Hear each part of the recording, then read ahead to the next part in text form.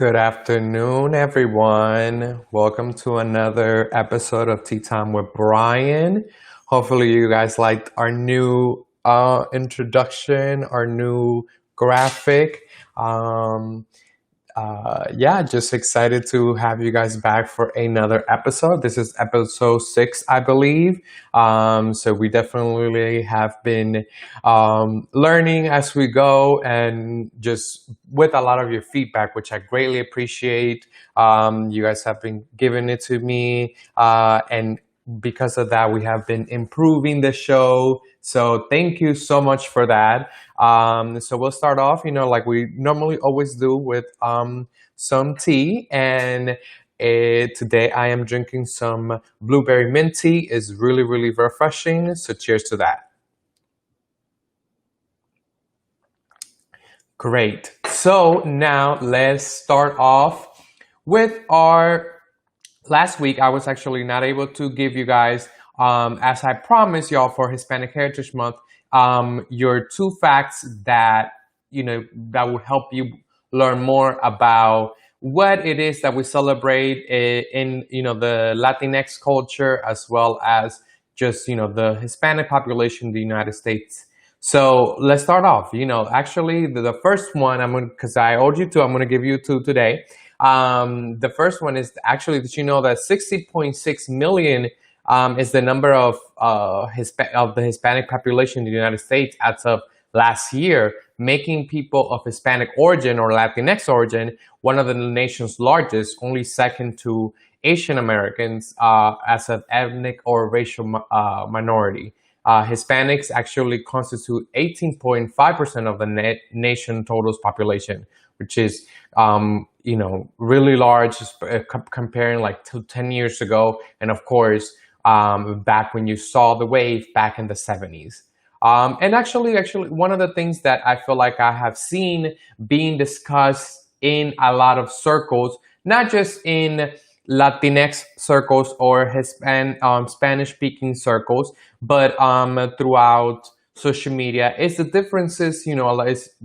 What are the difference between Hispanic, Latino, and Latinx? So I will define that for you today. Hispanic actually is someone who is native or descends from a Spanish-speaking country. That could be anybody from Latin America, excluding Brazil, but including is Spain. So anybody that speaks Spanish can be considered Hispanic, because that is what that terminology means. Now, when we're going into Latino actually means that you are native or descend from a Latin American country. So that can include people from Brazil, but not those people that are from Spain. So that's, I guess, the main difference for most people, because they use it interchangeably. And as time has progressed, we've noticed that most people like to use it interchangeably, but there are differences to it.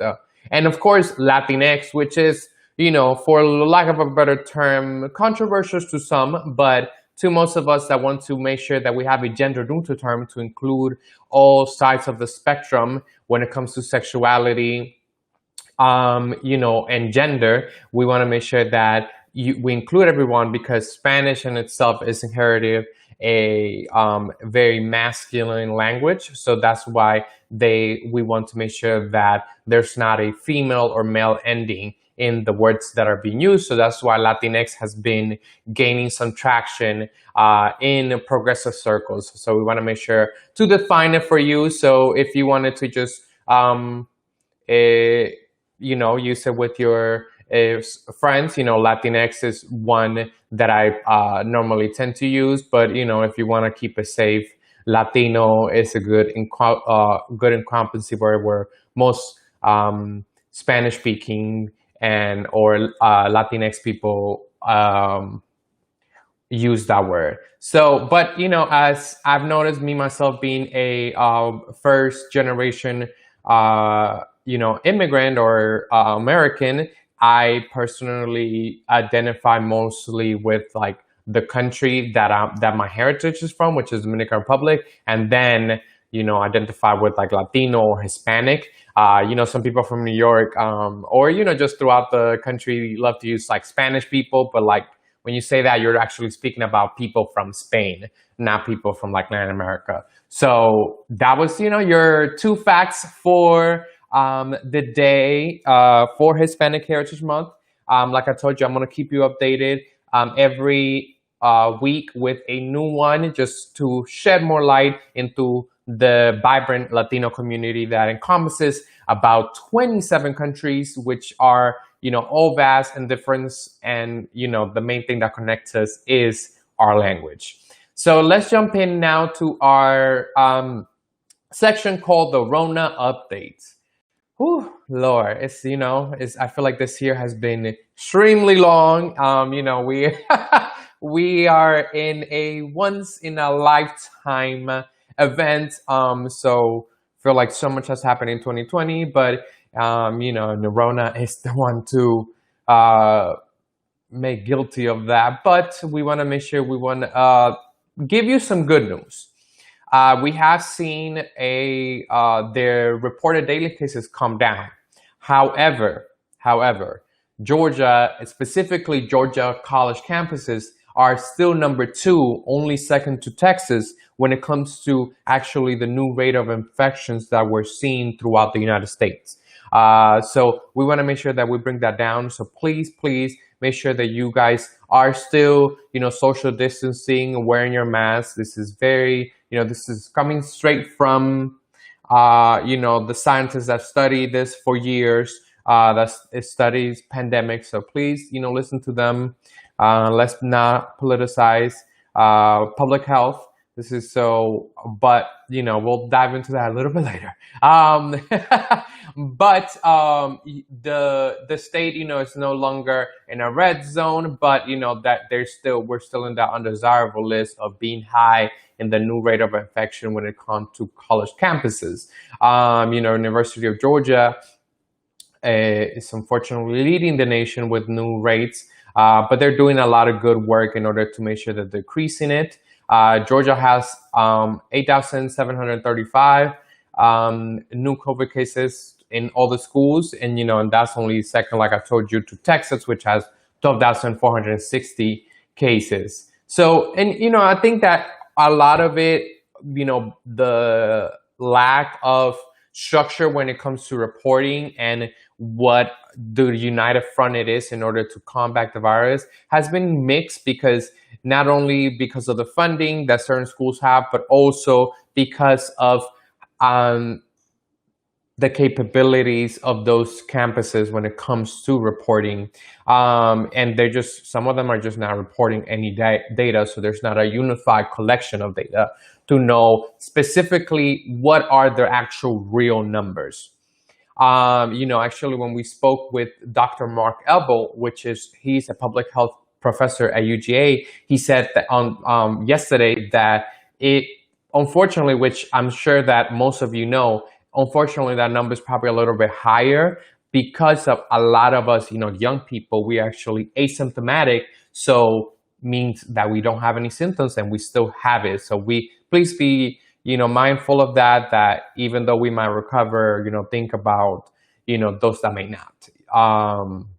So that is the main thing that I wanted to report when it comes to our good friend Rona. But one thing that I thought was really interesting is that which is something very innovative that UGA professors are doing with the Athens communities. They're actually testing the sewage waters to make sure to test for COVID, because they've noticed that when they've seen an increase in the sewage, that's when they normally see an increase that week of corona cases. So I thought that was so interesting. That's something that has been implemented to a lot of different communities throughout the state, and I believe in the country, to know when we're going to see the next outbreak in that community. So I thought that was so innovative, and I love to see that happening. And I think that a lot of times these in times of pressure and a lot of different adversities, we see a lot of innovation, and I definitely always applaud that. So now let's go into our next section, which we know we always speak on today, is, we want to, we are always counting down. We're less than 35 days from November 3rd, general election. Very, very important. You got to make sure that you register to vote for my Georgia people next Monday. I know, I know good and well that a lot of us like to wait last minute, but please, please, please register by Monday. Today is Wednesday, so you have the weekend and, tomorrow and Friday, but by Monday is the last day for you to register to vote. So please, please, please, please make sure you're registered. I always provide the links at the end of the live stream, so make sure that you look out for those in the comments below. So make sure you are registered, and you're also checking your registration to make sure that you have not been kicked off of the voter registration list. So we want to make sure that we always tell you that it's extremely easy, takes less than 2 minutes. So please do that. It's very, very simple. And one thing that actually I was helping out before I jumped on the live with y'all was helping a family fill out their census, which was something that they actually reached out to me. It's actually one of my neighbors. So make sure that you are helping out, your family members that may have not already completed it, or if you have done it for your household, good job. But today, Wednesday, September 30th, is the last day to fill out your census. And it is extremely important that we fill it out. Unfortunately, like I had mentioned before last week, we are towards the bottom with filling out the census. And it is very important that we take our time to fill it out, because not only is this going to be the funding for the next 10 years, but this will directly affect the representation as well as the funding throughout the state for the next decade. So if you want to see,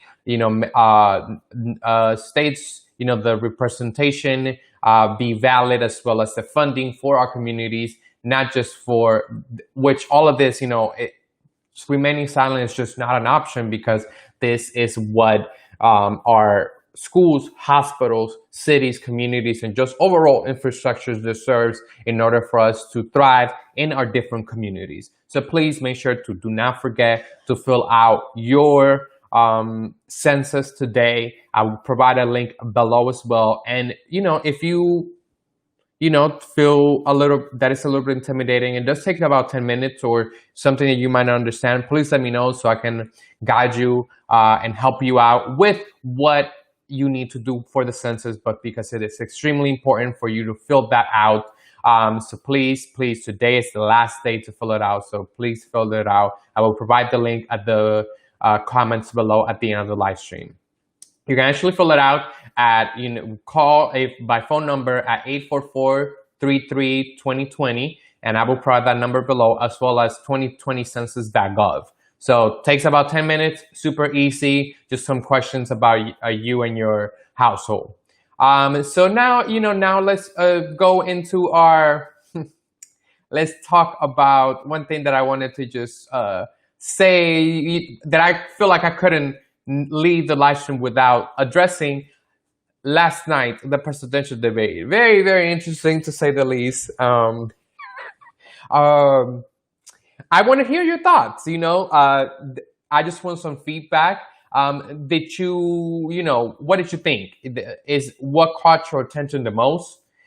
Is there something that, made you go like, wait, are you serious? Or what is going on? Any of those are very valid for you to feel. So I want to just hear about it. I think that it's very important for us to have that open dialogue. So I want to hear, what is it that made you go, what? Or wow, I can't believe this. So I want to hear that. Tell me, did they address the topics that you want to hear about? Do you think that you are being taken into account, you or your community? Let me know below. And now let's go finally to my last call to action. Our C4 arm is actually hosting an event tonight. Georgia Shift Action is holding a conversation with the candidate at 6 p.m. So make sure to join us. join the C4 arm. You can check out their social media to know more about it. I think it's going to be very interesting because from what I've heard, this is going to be mainly on the candidate Jared Williams that is running for the Augusta Judicial Court, the judicial circuit. So I think it would be extremely interesting. If you have any questions, make sure to bring them to you. It is going to be today at 6 p.m. and check out the Georgia Shift Action social media for the link.